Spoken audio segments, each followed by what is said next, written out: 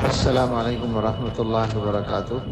سب سے پہلے تمہارے ذریعے سے حضرت قاری احمد اللہ صاحب رحمۃ اللہ علیہ کی وفات کی خبر ملی ہے۔ انا للہ و انا الیہ راجعون۔ اللہ تعالیٰ ان کی مغفرت فرمائے اور ان کی تمام خدمات کو اللہ تعالیٰ قبول فرمائے، اپنے شایان نشان قبول فرمائے۔ بہت بڑی شخصیت تھی، بہت بڑے خادم قرآن تھے۔ انہوں نے فن قرات و تجوید میں ساری عمر محنت کر کے ایک نسل بلکہ کئی نسلیں تیار کی، افراد سازی کا کام انہوں نے کیا ہے۔ بہت بڑی خدمت اللہ تعالیٰ نے ان سے لی ہے۔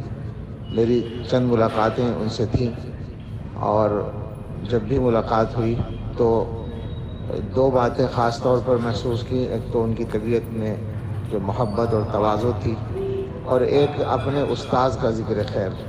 ان کے جو تجوید و قرات کے استاذ تھے قاری کامل صاحب نگینوی رحمۃ اللہ علیہ، تو ان کا ہر ملاقات میں وہ تذکرہ کرتے تھے، اور اس طرح کرتے تھے جیسے محبت اس سے ٹپکتی تھی، ہمارے قاری صاحب کہہ کر بات کرتے تھے۔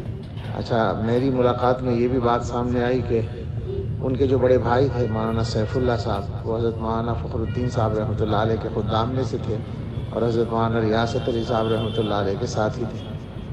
وہ اپنے ساتھ قاری احمد اللہ صاحب کو، یعنی چھوٹے بھائی کو، پڑھانے کے لیے دیوبند لائے پہلی بار، تو اس وقت حضرت مولانا ریاست صاحب بھی پڑھتے تھے اور مولانا سیف اللہ صاحب بھی، اور قاری صاحب کی تعلیم کا آغاز تھا، تو انہوں نے اس وقت میں فارسی وغیرہ کی ایک دو کتابیں، ابتدائی کتابیں حضرت مولانا ریاست علی صاحب رحمۃ اللہ علیہ سے پڑھی تھی۔ اس کا بھی انہوں نے مجھ سے تذکرہ فرمایا تھا۔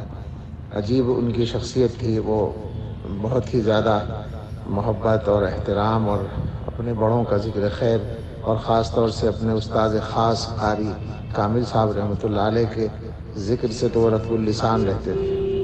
اللہ تعالیٰ ان کی تمام ہی خدمات قبول فرمائے، ان کے تمام پسماندگان کو، اور یقیناً پسماندگان میں گھر والوں کے علاوہ ان کے تلامذہ بھی شامل ہیں، سب کو اللہ صبر جبیر عطا فرمائے، اور جامعہ ڈابھیل کو اللہ تعالیٰ ان کا نعم البدل عطا فرمائے، امت کو نعم البدل عطا فرمائے۔ السلام علیکم ورحمۃ اللہ۔